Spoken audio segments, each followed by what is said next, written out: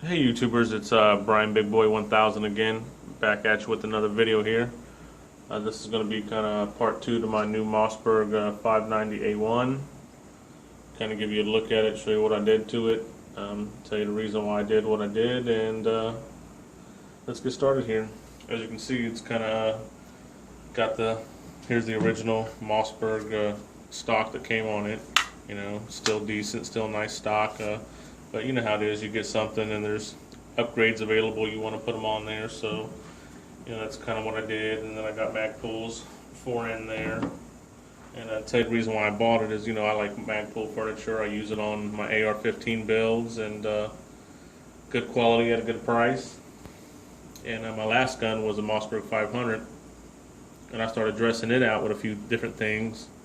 And I put this Black Aces tactical rail on it, and a flashlight, and a couple side saddles, and the ATI collapsible stock. And you know, because I seen it on YouTube and it looked nice, and I figured, oh man, that's awesome, that's badass looking, let me do that. So I spent money and all that, and then once I got it all on the gun, it was pretty much useless. That Black Aces tactical rail made my gun so heavy, and then having 2 shot shell holders on it, you know, that made it heavy. And then the ATI 6-position collapsible stock wasn't very comfortable, and I had to leave it adjusted all the way in so I'd feel comfortable with it. So if I just pulled it out in the 2nd, 3rd, 4th, 5th, or 6th position, it was just way too long for me. So that was kind of defeating the purpose of it being able to be adjustable, because I was never going to use that feature. So I decided I wanted to change the gun up a little bit. Started putting all the accessories that I bought for it on eBay. I was going to put the stock stuff back on it and start over, you know, my 500. And while I put the stuff up on eBay, I went ahead and put my gun up on for sale that weekend too, just to see, you know, curious if the gun would sell before the accessories. So believe it or not, it did. I got a call from a local police officer that was interested in it, and I met him halfway, and I sold it to him for a little less than I had in it, but it beat having to sell the accessories and just start over. Besides, I wanted to maybe get a different shotgun anyway, so I kind of wanted the cash, even though I lost a little bit of money. Well, so we did that, and I took that money and bought this 590A1. Like I said, I wanted to make it, you know, a little bit tactical, a little bit more user-friendly, a little bit more ergonomic, and not so damn heavy. So that's why I chose the magpul furniture, and to kind of give you, like I said, there's the look of it. I was going to do an install video, but if you own a Mossberg 500, 590, you know, Maverick 88, it don't matter. They come apart the same way. It's very simple to do. If not, there's plenty of videos on YouTube to show you how already. So I didn't feel the need to get out here and shoot a video on it, because it's pretty easy. It's only one bolt holds that on, you know, so. But it looks pretty nice and it feels pretty good. I'm not sure if I'm digging the short stock on it. You know, it's got a short reach a pull on it, and it comes with 4 spacers. You know, you take this butt pad off, and it's got these 4 spacers that you can put in there, where you can add up to, you know, 2 inches to your length of pull. So I'll probably play around with that and see how I like it. That one right there is with no spacers at all. And it feels pretty good, but I think it puts my cheek just a little bit too close to the end of the buttstock here. You know, I like my cheek to be back just a little bit farther, not so close right here to where this little corner piece can kind of be hitting my cheekbone. So I may put a spacer or 2 in it just to see how I like it. But for you guys that didn't watch the last video, I'll give you a little bit of detail about the 590. It comes with the metal trigger guard assembly. Comes with the metal safety here. It comes with the heavy wall barrel in it. It comes in a packerized finished, and this is the only shotgun to meet mil spec. And a lot of the Remington fanboys out there, Winchester fanboys, get mad at you when you say that, which I'm not a Mossberg fanboy. I prefer Mossbergs, but there's nothing wrong with a Remington or a Winchester. I would own any of the 3. Just if I'm going to spend my money, I'm going to get what I want. But in no means am I a fanboy. But it is the only one to meet mil spec, which is a military test they put it through. I don't know in detail what all it involves. I just know 3,000 rounds with only 3 malfunctions. a drop test, dirt, water, sand, you know, hot, cold. I'm sure they run it through the mill. And like I said, this is the only shotgun that passed that test. So I figured if I was going to spend the money on another Mossberg pump shotgun, I might as well get the best one they make. So that's what I decided to do. And like my last gun, I'll probably try to sell this stock and this forend on eBay, just maybe to kind of recoup some of the money. I don't know, I might keep it just because it's, you know, the original. But my last 500, it came with two barrels, a 28-inch barrel and an 18.5, and I kept the 18.5 and I took the 28-inch and I sold it on eBay, and I got $182.50 for it. So that was $182.50 back towards the price of what I paid for the gun.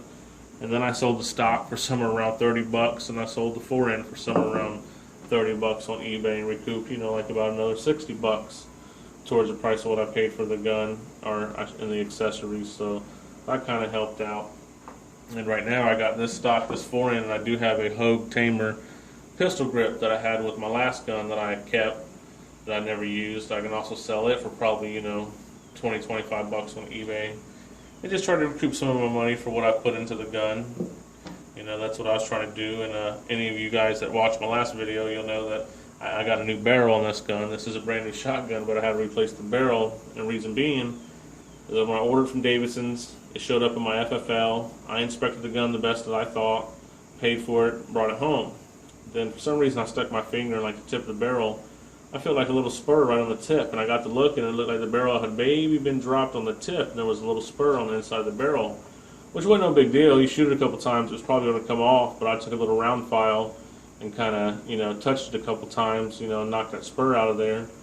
And me being as OCD as I am, you know, I pay good money for something new. I want it to be new. If there's any scratches or anything on it, I want it to be me that put it on there. So I called up Davidson's. They told me go to my local FFL, ship it back to them, send me another gun. Well, I was going to do that, but then I got to pay for shipping, and that just tacks onto the price of the gun, and I just didn't want to do that. And then they only had two left, and it was probably going to take 2 weeks to, you know, 6 weeks to get a gun back, and I just didn't want to be without my gun that I just paid for, you know. So I took it home, and then I called Mossberg up and realized I could just order one from them. So I ordered a barrel from Mossberg, and they wanted the serial number, but I didn't have it with me when I ordered the barrel. So we kind of answered some questions, and then went ahead and ordered it. The next day, I called them back with the serial number just to verify that I in fact ordered the right barrel. And when I called, I got the same lady that I had talked to the day before, and she just asked me a question of why I was ordering a barrel for anyway. I told her it looked like the barrel had been dropped, and that's when she informed me that this gun through Mossberg has a 10-year unlimited warranty. Don't matter when you drop it, you break it, whatever happens to it. Being mil spec, they give you 10-year warranty on it. She says, just I'll send you. She said, let me stop that order, refund your money, and I'll send you that barrel for free. And then when you get the box, put your old barrel back in it and put it in the self-paid package and send it back to us. It won't cost you anything. So she went to check on it. Well, it was too late. They had already shipped the package. So she says there was nothing she could do at that time. But she says she can go ahead and send me out another barrel for free. I put my old barrel in that package and send it back. And then when I receive the barrel that I paid for, I can ship it back to them. But then I'm going to have to pay shipping costs to ship it to them. And then they had a 20% restocking fee. So yet, here I am about to be out of money again. I just wasn't going to lose money on another firearm. So I just decided I wasn't going to do that. But it was good to know that if something happens to this, through Davidson's, it's lifetime, and through Mossberg, it's 10-year warranty. So it doesn't matter what happens to the gun, it's covered. But meanwhile, I wasn't going to lose money, so I put the barrel up for sale on auction and started the bid at $125 because that's what a new barrel cost, was $125 plus shipping, which I paid $136. Anyway, I put the barrel up for auction at $125. It sold for $185. So after my fees and shipping, I'm going to clear like $145, and I paid $136 for a new barrel. So I'm actually going to pocket like $10. You know, with the way I did it, instead of just warranting the damn barrel like I should have did. But like I said, I'm impatient and I wanted what I wanted. But nonetheless, I got my new barrel, and this barrel didn't have the test fire through it, I don't believe, because it was a very clean barrel, and I made $10. So there you go. There's $10 off the price of what I paid for the gun. So $555 I paid for the gun out the door, it was $507 plus tax and fees and whatnot. So it came to like $565 out the door, but I've already made $10 back. So there's $555 that I paid for the gun. And then the magpul furniture I got from Midway USA, which I believe was $129.99 plus around $15 shipping, something like that. And then I found a $20 coupon on Google for Midway and put that in and got $20 off. So I paid somewhere around $124 with shipping for the set. And I'm gonna try to sell my stock and forend and my whole grip in there to try to compensate some of the money that I paid for the magpul furniture, just to keep the cost of the gun down. But like I said, I haven't quite made my mind up if I was going to. But there you go, guys. There it is. Like I said, you see, I opted for the ghost sights on this one because on the last gun I had with that rail, I was going to put some magpul backup sights and a red dot, and that was just going to add to the weight of the shotgun even more. And I wanted the shotgun to be useful to me, be lightweight, you know, easier to carry, maneuver. So that's why I chose what I chose, guys. Comment, share, subscribe, like the video.